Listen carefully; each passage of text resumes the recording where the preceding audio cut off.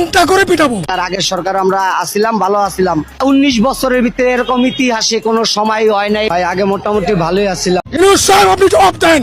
আপনি মনে করেন না আপনি জ্ঞানী মানুষ, শুধু আপনাকে আমরা সম্মান করব, ল্যাংটা করে পিটাবো। আগের সরকারই ভালো ছিল, আর ভালো ছিলাম আমরাও। এখন আমরা সাধারণভাবে জীবনযাপন করতেই হিমশিম খাচ্ছি। আমরা অন্তর্বর্তীকালীন সরকার দ্বারা কোনোভাবেই উপকৃত হচ্ছি না। কেঁদে কেঁদে ঠিক এভাবেই তাদের কষ্টের কথা বলছেন নিম্ন আয়ের মানুষগুলো। সাবেক প্রধানমন্ত্রী শেখ হাসিনা পদত্যাগের পর অন্তর্বর্তীকালীন সরকার দেশের দায়িত্ব নিয়েছে, আর এরপর থেকে শুরু হয়েছে নানা রকম বিশৃঙ্খলা। আজকে ভাত খাইতে পারি নাই, 70 টাকা কেজি চাল, ফাইজলামি চলতেছে নাকি? যারাই ভাতের কথা বলবে, চালের কথা বলবে, তাদেরকেই হামলা মামলা দেখাবে। এখন প্রায় প্রত্যেকটি শহরেই আন্দোলন হচ্ছে।